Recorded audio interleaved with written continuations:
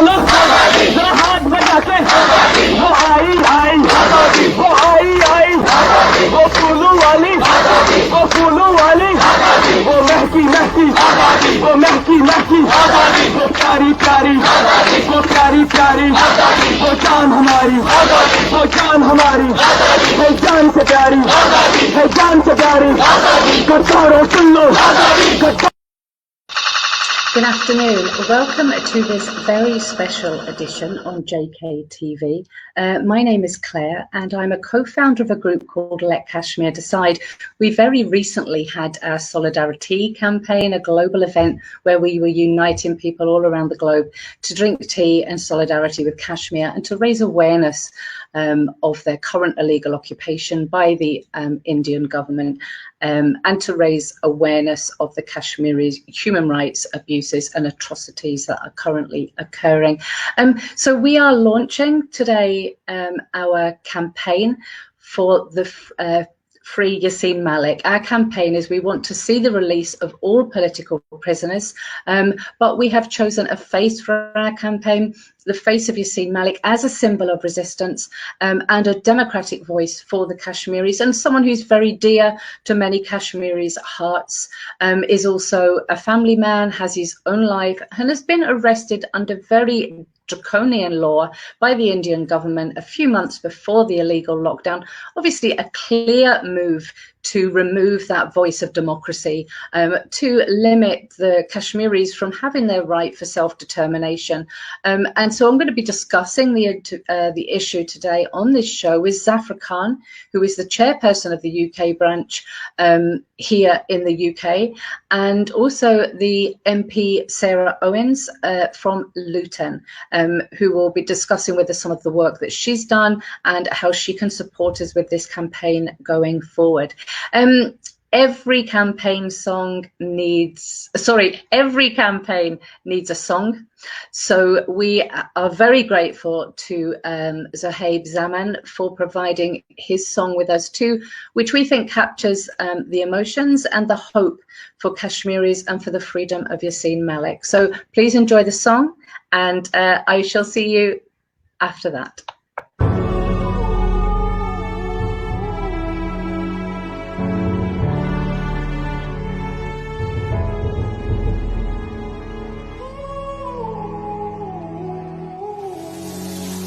ना बुजुर्गों के ख्वाबों की ताबीर हूँ, ना मैं जन्नत सी अब कोई तस्वीर हूँ, ना बुजुर्गों के ख्वाबों की ताबीर हूँ, ना मैं जन्नत सी अब कोई तस्वीर हूँ, जिसको मिल कर के सदियों से लूटा गया,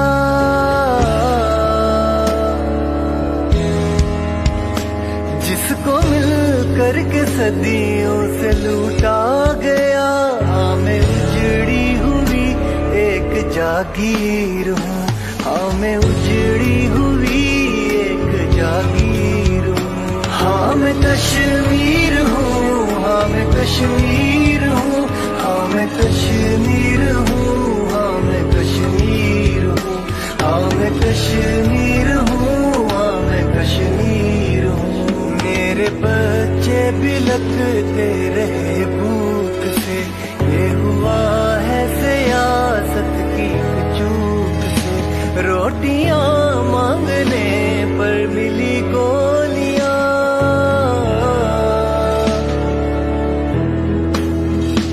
रोटियां मांगने पर मिली गोलियां, चुप कराया गया उनको बंदूक से, चुप कराया गया उनको बंदूक से।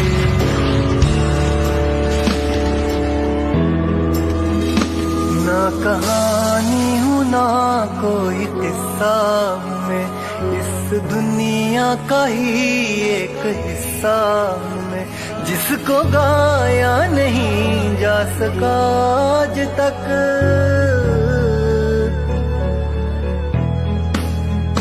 जिसको गाया नहीं जा सका आज तक। ऐसी एक टीस हूँ, ऐसी एक पीड़ हूँ, ऐसी एक टीस हूँ,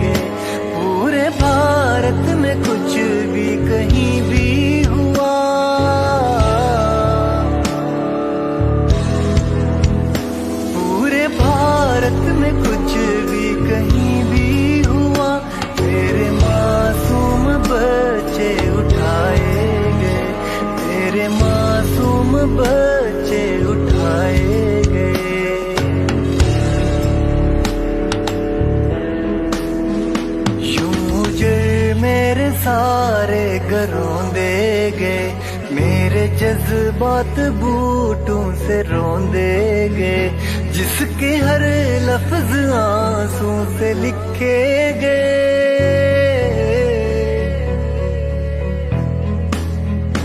जिसके हर लफ्ज आंसू से लिखे गए। खून में डूबी ऐसी तहरीर हूँ, खून में डूबी ऐसी तहरीर हूँ। हाँ मैं कश्मीर हूँ, हाँ मैं कश्मीर हूँ, हाँ मैं कश्मीर हूँ, हाँ मैं कश्मीर हूँ, हाँ मैं कश्मीर हूँ, हाँ मैं कश्मीर हूँ।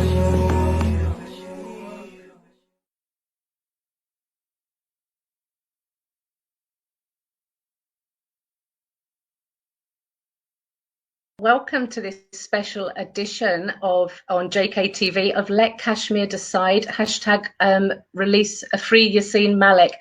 Part of Let Kashmir's Decide next campaign, their chapter 2 after the Solidarity event that they had recently, is to work alongside with JKLF and try and secure the release of Yasin Malik, a political prisoner held in Tehran jail in New Delhi. So I'm going to introduce our first guest for this afternoon, which is Zafar, who is a chairperson with JKLF in the UK. Good afternoon, how are you? I'm fine, thank you. Thank you very much for arranging this very important program. As you know, Yasin Malik is one of the leading figures in the Kashmiri struggle for the sovereign right of the Kashmiri people to decide on the future status of their country, and indeed reunification of a forcibly divided state of Jammu Kashmir. As you know, Yasin was taken from his residence in February 2019. I think February, soon after the Pulwama incident, and he was then taken to Jammu from Srinagar after a few days, and in May of 2019 he was taken to the Tihar jail in India itself, and that is where he is now in solitary confinement ever since. Yasin Malik is illegally incarcerated. The cases that are being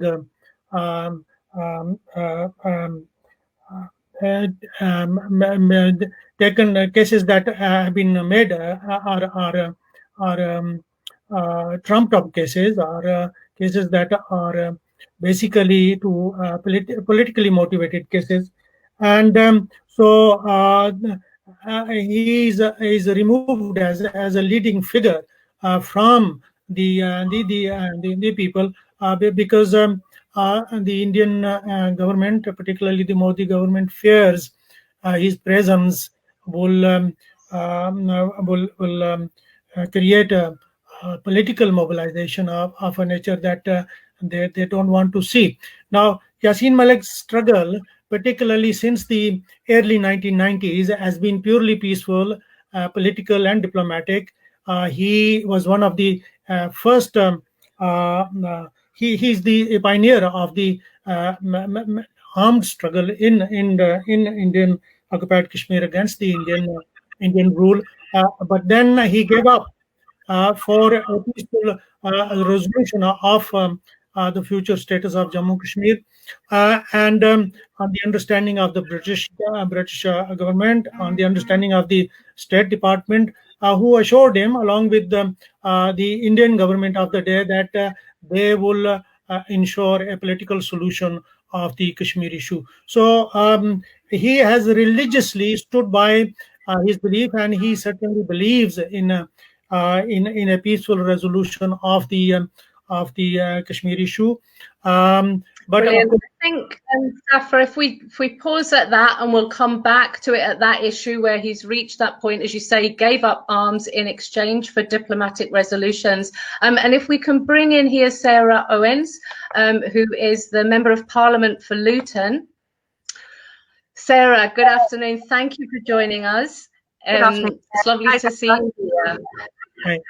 Thank you. I'm wondering, could you tell us a little bit about your involvement so far with the Kashmir issue, things that you have done within government and working around it, and then perhaps a little bit yourself around Yasin Malik. I know that JKLF were doing some work around this last December, where they were writing a letter to all world leaders and everything. So if you could tell us a little bit about, the Kashmir work, and then on to Yasin Malik, that would be lovely. Thank you. Yes, no, certainly. I think it has been an issue that was obviously raised immediately during the election, and it's something that we've worked on with the community. I think that's incredibly important, that we don't just do that, we do it with the community, because in Luton, what happens in Kashmir is felt in Luton. And I was keen to see Labour live out its commitment in upholding international human rights, the UN resolutions, and the right for Kashmiris to determine their own future.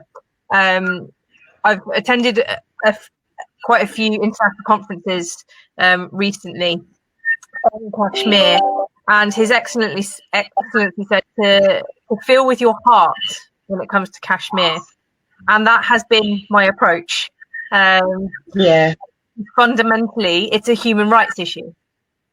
Yes. Yeah. No, I agree with you. Yeah. When you look at the lockdown, the abuses, the lack of information and news reports that come out, I think I'd heard you talk about the lack of news coverage, particularly in the British media on Kashmir. It's all part of the problem, but the UK has a duty to speak out, and it's why I think this programme is so important, but also the campaigning work that goes on. And one of the questions you asked earlier was about how we continue this, how we make sure this is the agenda, particularly when I think the world is focused on COVID-19 and the pandemic. But I think it's now, just making sure that people aren't using this change of attention to further divisions, hatred, fear, human rights abuses, and that actually we have a duty to say no. We are watching. And in terms of keeping on the pressure, I'm keen to speak with the community, not for the community. Yeah. And one of the first things that we did, myself and my fellow Luton MP, Rachel Hopkins, we hosted a meeting with local councillors and community leaders on Kashmir. And we took all of those points to our Labour leader in a meeting with about 60 MPs. And not all of those 60 MPs had a large Kashmiri community. They care about human rights, and in the strongest possible terms, the sense of anger that there was in our community across the country about this issue, and that people really wanted assurances that Labour stood shoulder to shoulder in solidarity with oppressed communities and with the people of Kashmir. And I wholeheartedly believe that there should be no change in Labour's position and commitment for Kashmiris to have the unalienable right to self-determination on humanitarian issues, particularly human rights abuses. I'm proud as a Labour member and representative. We've always been consistent in calling out abuses wherever and whenever it takes place, but we've got to now be part of shining a light on doing that when, as I said, the world is focused on other things. And I am working with Claire. You went away, and I don't know if I carried on. I don't know whether you were there or not. No, that's me playing with the buttons. It was fading somebody in and fading somebody out. I thought, I'll let you have the full screen for a moment. Yeah, so I'm still here. And working with the Labour Friends of Kashmir as well, that this work is going to be ongoing. It's not something that we can just say we've done the job, because that's not the case. This has got to be ongoing work, and it's got to be deep and meaningful engagement. And and also as a vice chair of the APPG on Kashmir, working really close with Debbie Abrahams and the team there. And I just want to continue that level of engagement and representation. I'm also part of the Shadow Foreign Office team, and working with those colleagues there as well to make sure that we uphold our commitment to human rights internationally. And I think it's a real problem for the UK, because over the last 10 years, we've lost our international voice. I think the last kind of internationally respected Prime Minister was probably Gordon Brown. And when you see the likes of David Cameron, Theresa May, and now Boris Johnson, and the idea that he's going to turn up to different countries in a plane covered in nice paint, it's a very different position to, I think, how we should be in. And we have a job of work to do to make sure that our voice is recognised again on the international stage, particularly when it comes to calling out human rights abuses. So that's the body of work that I'm involved with at the moment. Yeah, fantastic. And I like the philosophy of working alongside with the community. And obviously what Let Kashmir Decide as a campaign and going through to Yasin Malik we're hoping to do is to raise the profile of that, share the story, let people know. I feel that we need more people in the UK aware of this, aware of what's going on. I don't think it's out there enough. And having watched them in the Black Lives Matter movement and finding myself quite frustrated with all this, they were obviously so angry and upset with what's going on, with regards to racism, etc. And then throwing these statues in the river.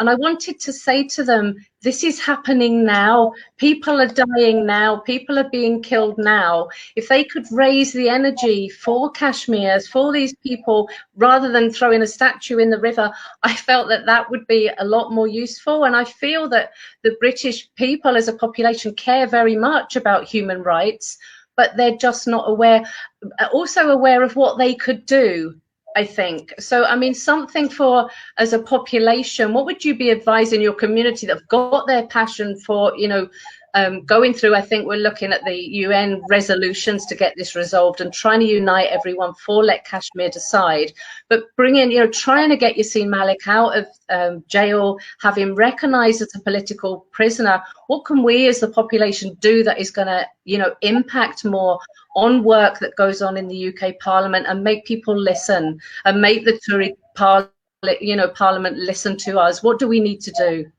So I know that there will be debates on Kashmir coming up, and there is relatively, and rather unusually, given the political situation at the moment in the UK, there is some cross-party agreement on Kashmir. You do have, when it comes to certain conferences, you have a handful of Conservative MPs actually engage on the issue and speak from the heart as well.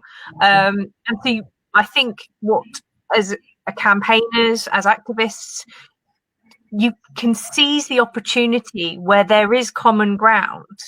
When you see Liberal Democrats, Labour, Conservatives and SNP politicians actually agreeing on an issue, you're almost pushing out an open door. But it's about making sure that we make the most out of that energy and that political will.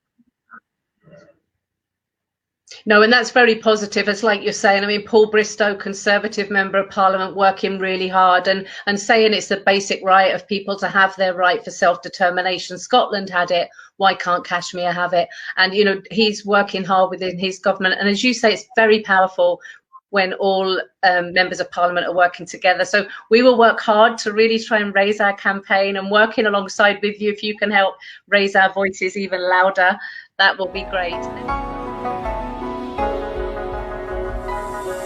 Nigaro jain sanam perinde van kya gamachi aashik palwa banit mastan kya nigaro jain sanam. In Zafar Khan to join us. But Hello. Yeah. I wonder if you could pick up on some of the things that Sarah said there, but then also continue with what you were telling us about Yasin Malik there, where he's given up the arms in exchange for democracy and talking through the process. Yeah. Well, I want to take this opportunity to thank colleagues like Sarah and Rachel and Debbie Abrams and others who actually not only because they have Kashmiri constituents, but also out of conviction, they are supporting the rights of Kashmiris, democratic rights, rights that are taken for granted anywhere else in free societies. But coming back to you see Yasin Malik. Yasin Malik is part of the solution in the Kashmir issue. He's not part of the problem. The part of the problem here is the Indian government, particularly the current chauvinist and fascist government of BJP RSS nexus. And I think it will be a tremendous boost to peace and resolution of the Kashmir issue and the process of resolution of the Kashmir issue, and also the safeguarding of human rights in Kashmir. If there were strong voices in British Parliament and indeed in assemblies and parliaments and parliaments of the world who were supporting figures like Yasin Malik in Kashmir. And you see, at the moment, since 5th of August 2019, we have thousands of people and who are in jails, not in Kashmir, but all over India, hundreds of miles away, under 1,000 and sort of 1,500 miles away from their homes, inaccessible to their families to actually travel. A, because it's expensive, and B, it is so far away. And even with this, added with the current situation with the coronavirus, the Kashmiris are facing a kind of a double whammy in Kashmir in terms of lockdown. So the lockdown that is imposed by the Indian government is now over 10 months old, and then coupled with the coronavirus lockdown, which is around 3 months now. So the situation is really very dire in all aspects of the life in Kashmir.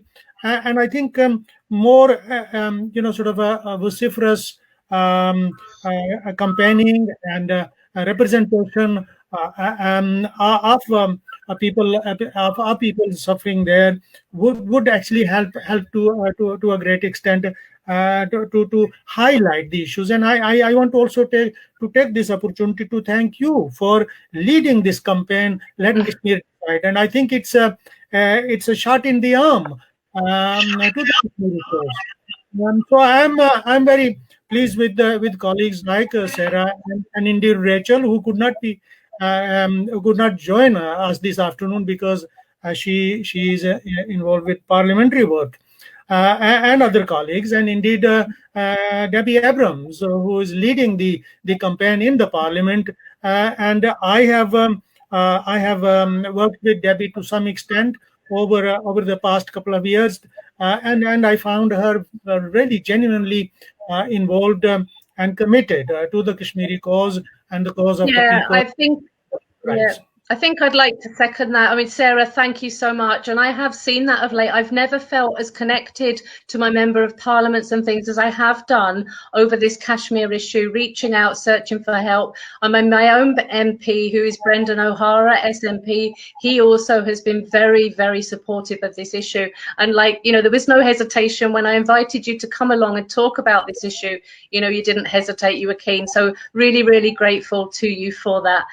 If you are able to come back and join us later, we'd be delighted, but I know you've got a commitment to go along to, haven't you? So thank you for just a last point before Sarah goes. The tragedy about incarcerated leaders, and particularly about Yasin Malik, is that here is a leader who is a liberal-minded leader, who is inclusive, who has given up the gun 25 years ago, and has committed himself and still is very genuinely committed to a peaceful resolution. And here we have a government which has actually cases which are 30-year-old. And even Yasin has visited this country twice, America twice. He has met leading figures, not only in India and Pakistan, but also in this country and in the United States, and who will be part of this solution. But here we have a government in Delhi which is not interested in a solution, not interested in a political solution, and they are now instituting cases in the courts, courts that have become beholden to the political authority in Delhi, that are made up cases and intended to remove people like Yasin off the political scene, which will only raise the difficulties for the Kashmiris and indeed the struggle, the people of Kashmir itself. So I mean, I'm glad Sarah was here and she could take these messages back to the colleagues in the parliament, and so that this is very much a political and very much a human issue which needs to be resolved. And Yasin wants to make Kashmir a bridge of peace between India and Pakistan, and indeed in the region. There are three powers. The Chinese are very much an active participant of the Kashmir issue because they also hold large swathes of territory that was part of and is part of the state of Jammu and Kashmir historically. They have a claim on various parts of the boundary, but that is very much also connected with the overall and final resolution of the Kashmir issue. And I think that is why they are also very important. Yeah, I think also as well, in 2008, Yasin Malik was in talking a Leadership for the Future conference. He did like a 12-minute speech and he was accepted there as a democratic part of the solution. And he gave this amazing speech. All the previous, different allegations or things against him, that had all been forgotten when he gave up arms and he was given this democratic solution, and he stuck by that. And, as a human being now, watching somebody come forward, and be democratic, and then now they wanted him out of the way before they locked down the country. That is essentially it. Get him out the way first. And Kashmir don't have it. Yeah, 3 Indian prime ministers met him. 3 serving Indian Sarah, prime thank you so much. Yeah. Thank you. Bye-bye. Thank you for joining us. Yeah, carry on for saying that. Yeah, I mean, it's left Kashmiris without a voice. Yeah, indeed. 3 Indian serving prime ministers met him. 1 ex-prime minister met him. And it is this current government which has come and created the process towards some kind of a resolution based on the rights and aspirations of Kashmiri people. The whole environment has been derailed since 2014 by the current Modi government, which has come back last year with an added aggression against Kashmir and Kashmiris. And we all know that from about 600,000 plus Indian military personnel in Kashmir, now we have almost 1 million Indian soldiers, paramilitary and military soldiers. And this is not us. I mean, last year, the UN High Commissioner for Human Rights, they published a report, their second report last year in July, which spoke of around 700,000 Indian troops. And the report in 2018 also spoke of anything between 600,000 to 700,000 Indian troops. So you have a most militarized region in the world, which is Kashmir, and people are imprisoned in their own homes, and that is practically what has been happening since August 2019. Yeah, and I mean, I think having sat here and watched it, I'm quite in despair that it is getting worse and it's getting worse and it seems to be getting worse. And we're looking around to world leaders and nobody seems to be doing anything.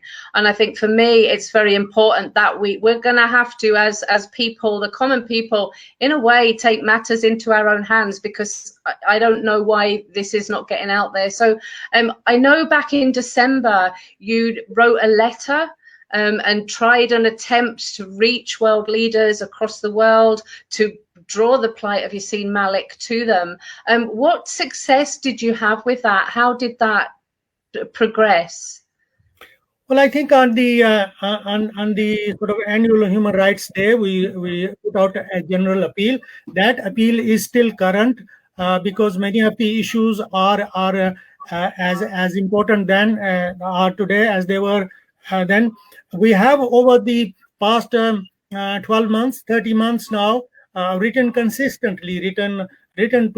various governments and various institutions and organizations. I'm currently now composing a letter to the Secretary General of the United Nations, reminding him of his responsibilities as the custodian of the world conscience, about UN's responsibility to Jammu Kashmir and its future status.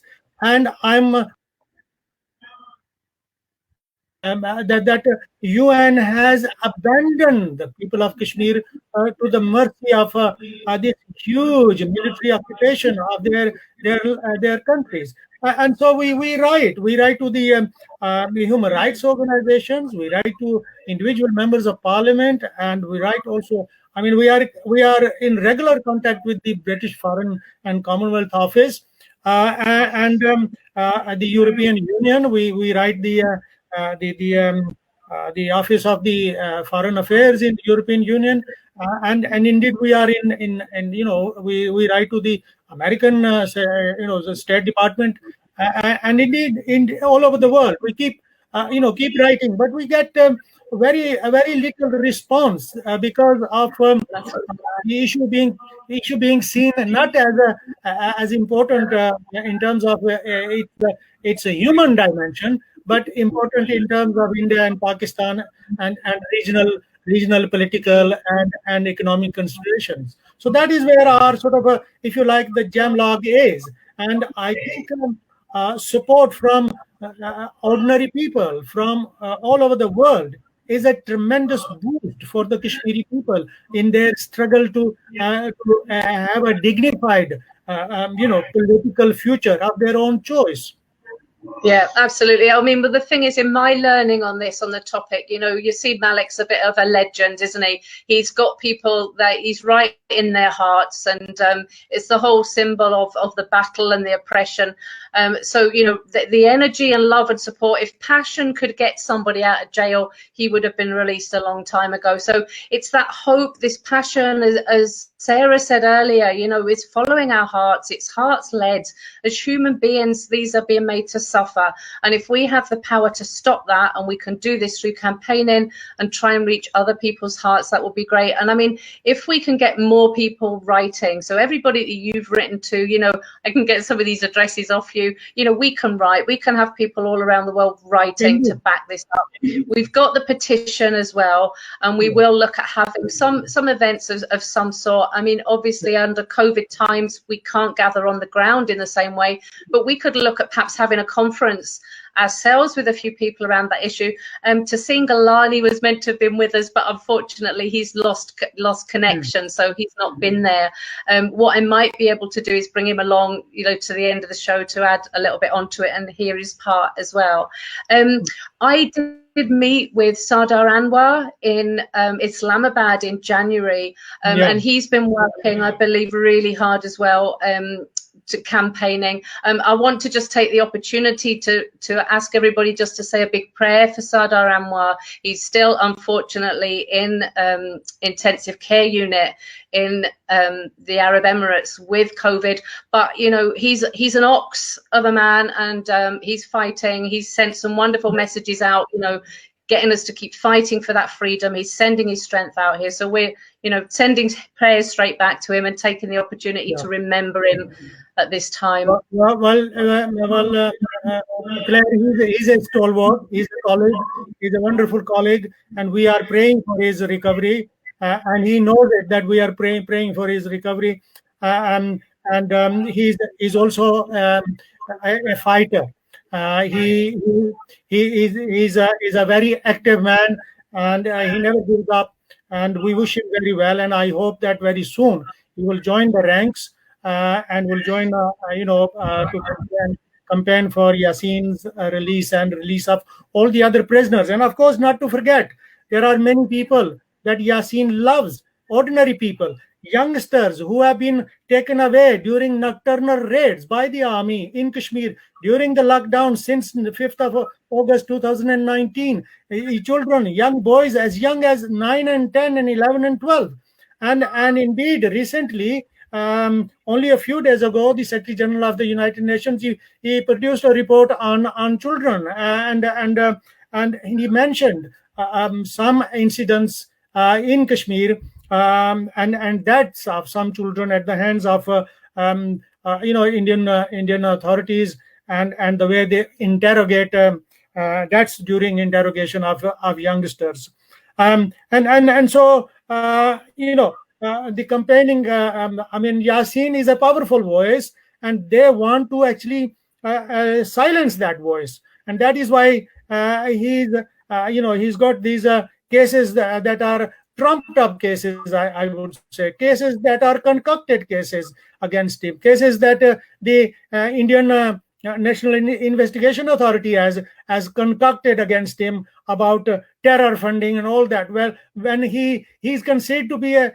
follower of Gandhian political philosophy, but of course these days Gandhi is a non-figure in Modi's India. Gandhi is considered to be a reactionary by the BJP and the RSS, and so we have an uphill struggle with the chauvinism of the BJP government in India. But I think people's voices of ordinary people throughout the world are the most powerful, if you like, the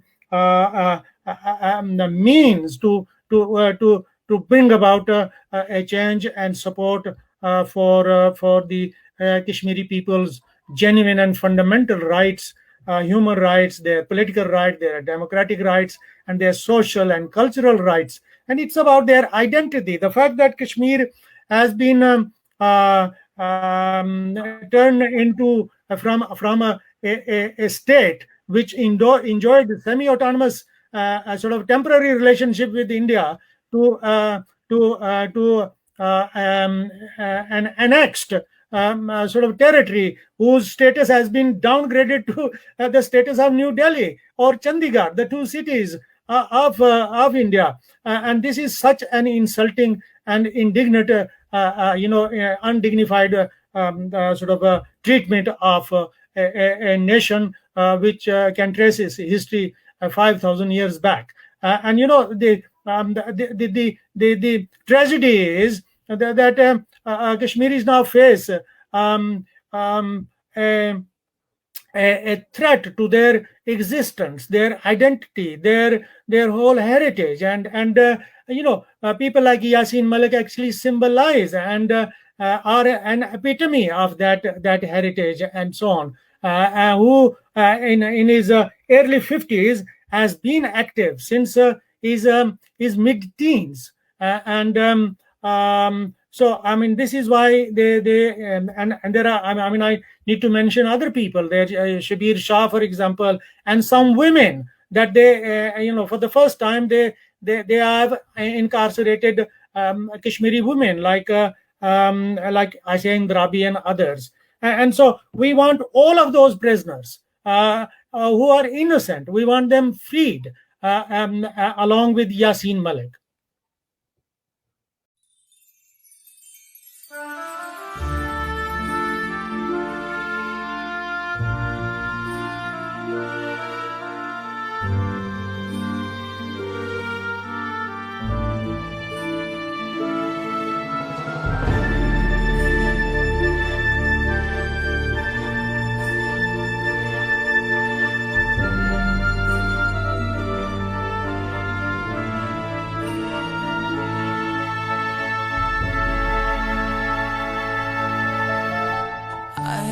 Tell you now a story of a land.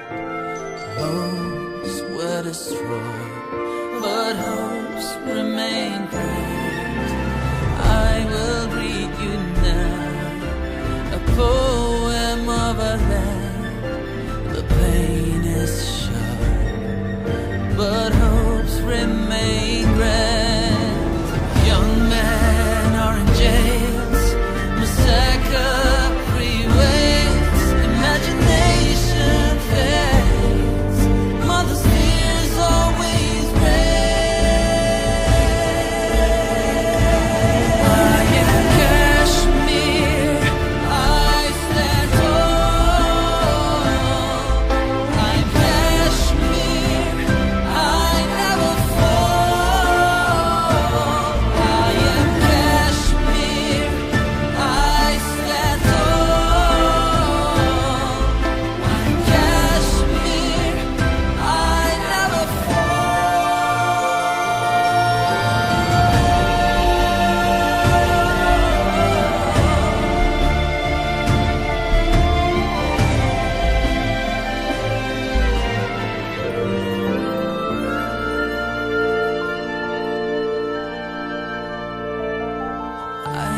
tell you now a story of a land whose were destroyed, but hopes remain great.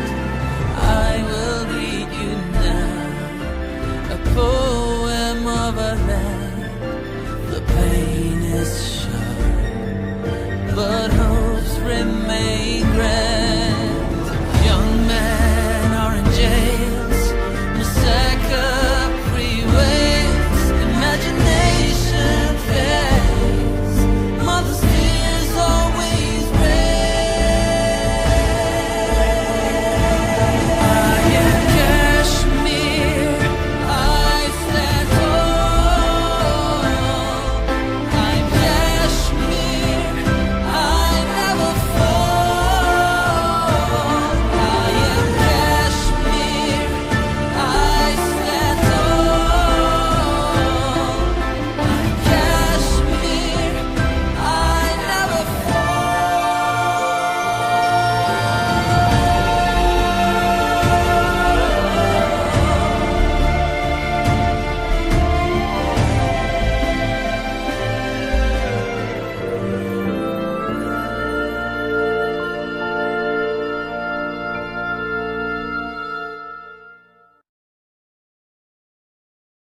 Very, very humbling watching that from sitting here in the West and not having to experience any of that. Really makes me appreciate how blessed we are.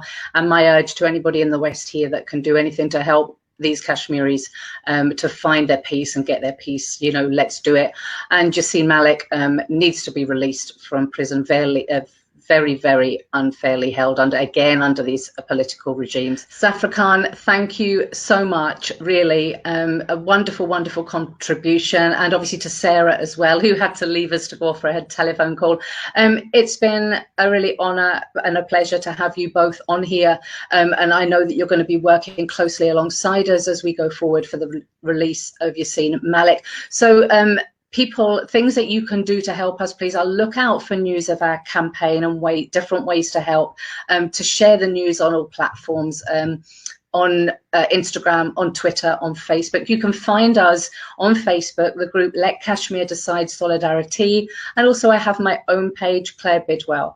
So you can find that. We have a petition that is campaigning, collecting signatures to push forward for the release of Yasin Malik. So I really hope that you will contribute to that and that we can make this campaign a really successful one. We'll keep in touch with you, let you know how the progress is going, and, you know, hopefully we'll be working together with many, many people to make this, you know, his freedom a reality, and, you know, see him released for everybody. So thank you very much for joining us, and I'll see you again soon. Thank you. Bye-bye.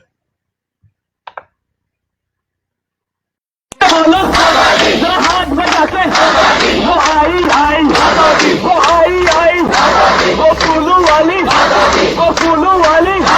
वो महकी वो